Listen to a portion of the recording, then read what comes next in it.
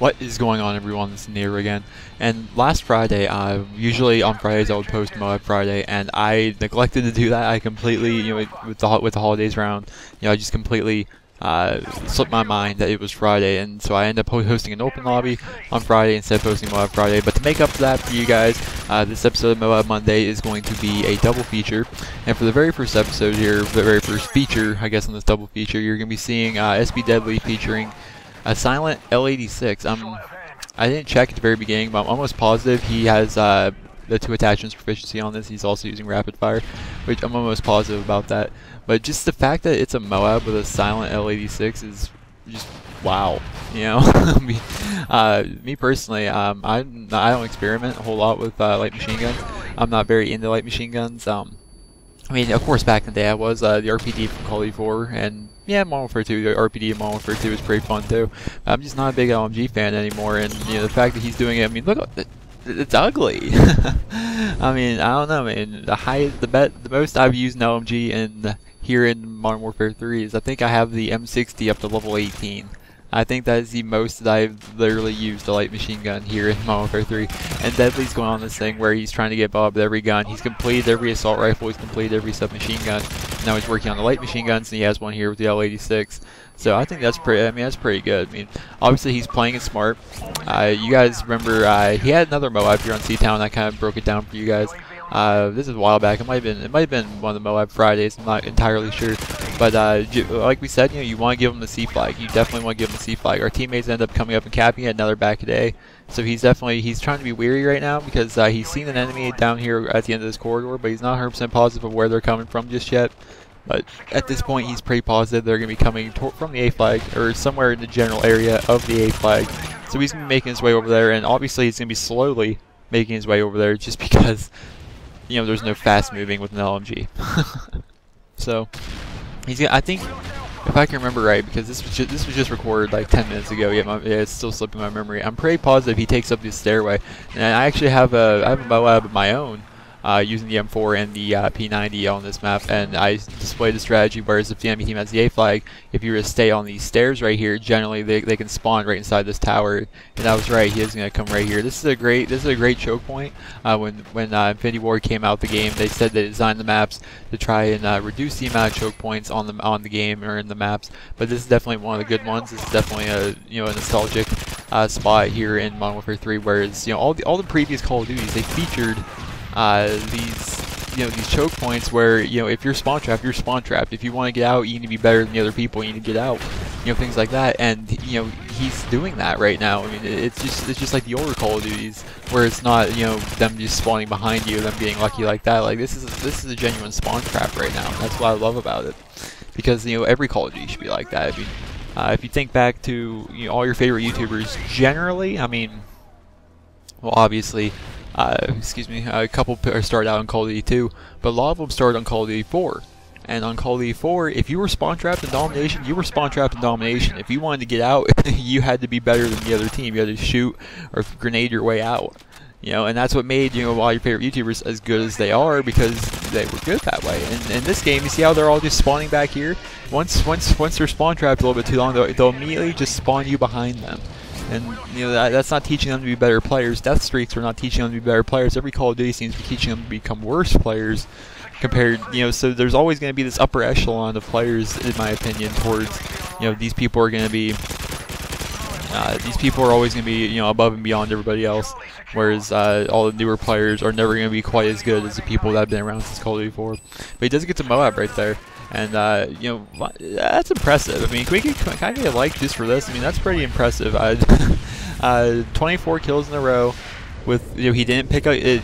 It's not like a lot of the other MOABs on there where people say, well, look at me, I get a MOAB with a Spaz 12, but only 5 kills with the Spaz 12 and the rest are with the CCR picked up. It's not one of those. He literally got every kill with his L86, so I thought that was pretty awesome. But there was a problem with the theater mode. I'm not sure if he recorded it wrong or if the theater was just lagging. But when I went to Deadly's Vault and I recorded that MOAB, I've tried fast forwarding it till I get to the final score, but it cut off at like the domination score of 150. So he doesn't have, I don't have a final score for that game to show you. Definitely apologize for that, but I'm assuming it was a pretty good final score because obviously he gets 24 kills in a row. He gets a MOAB, and you know, obviously, you know, the game's already over half over, and he already has a MOAB. So I'm pretty positive it was a good game at the end.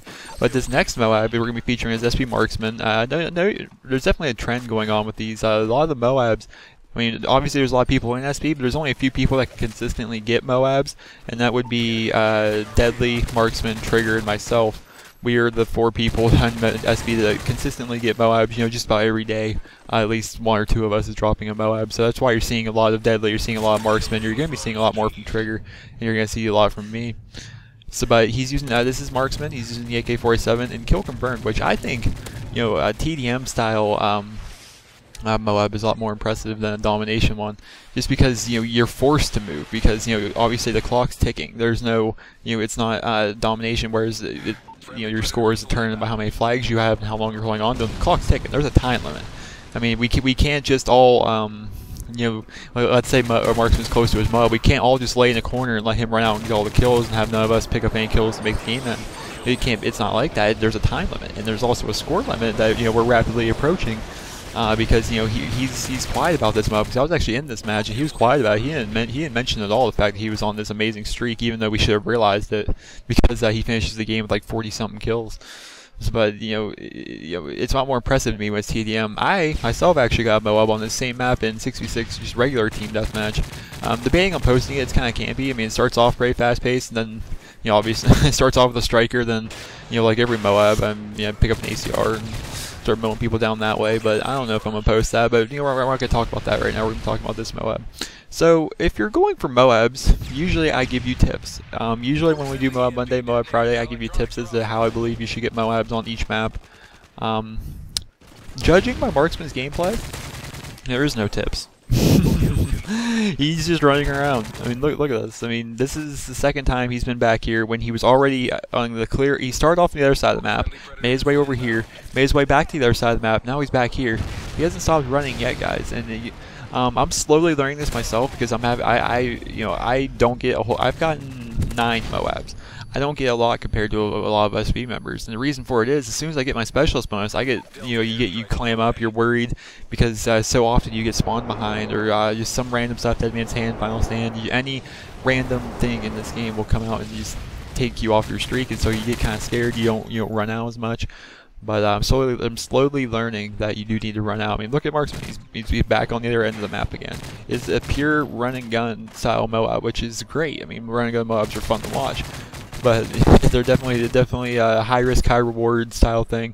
I mean, he is going to get a lot of kills this way, but, you know, he also has a lot more chances for failure. But, you know, if I could give you a tip, I would for this map. But if you're playing TTM on Fallen and you want a MOAB, run. You just run around and be good with your shot. Make sure you got a proper weapon. The AK47, great all-around gun.